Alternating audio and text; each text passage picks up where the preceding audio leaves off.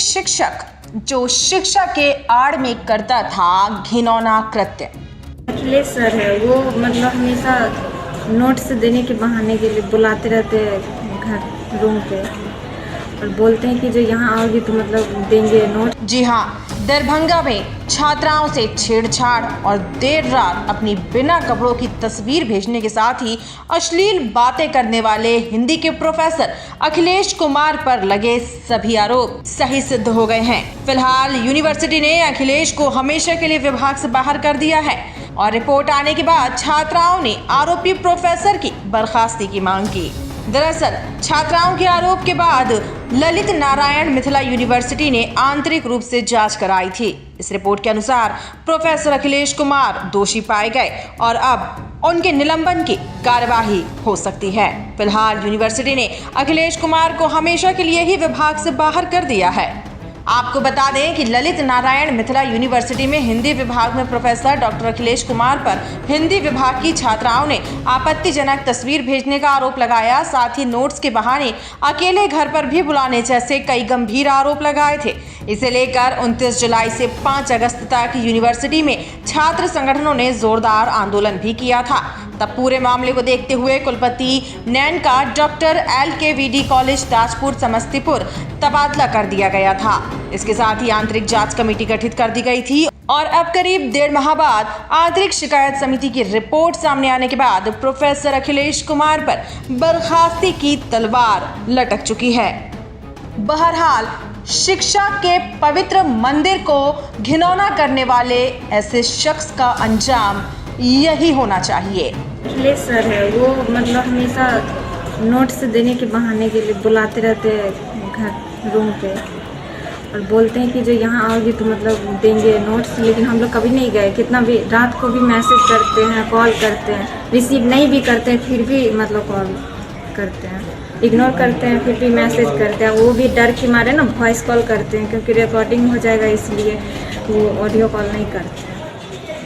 क्यों? बहुत चरित्रहीन है वो। रात में कॉल करने के पीछे क्या कारण क्या लगता है? कारण कुछ नहीं, बस यही मतलब करेगा तो मतलब पहले करते हैं वो कॉल पढ़ाई के लिए समझ देते, लेकिन बात फिर कुछ और, जो हम ऐसे हैं ये है वो है, फिर कुछ और टॉपिक पे चले जाता है और अपने तारीफ बस किए करते हैं बहुत ज़्यादा। क्या बताते हैं? यही बताते हैं कि जो हम इतना लोकप्रिय हैं, हमको वो पसंद करता है, हमको यही सब, और क्या बोलेंगे।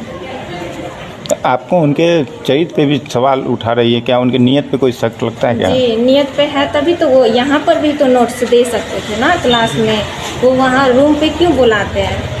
इसका मतलब है जो कुछ तो है, इसीलिए तो बुलाते हैं ना रूम पे। वो भी सिर्फ लड़कियों सबको ज़्यादा मतलब ये करते हैं। भय लगता है उनसे क्या आप लोगों को?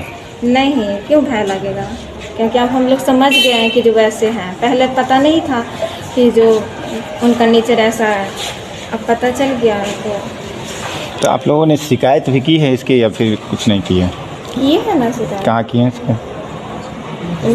VC के पास, यहाँ पर भी डिपार्टमेंट में भी हुआ है, लेकिन अभी कोई मतलब ये नहीं कार्रवाई नहीं हुआ है।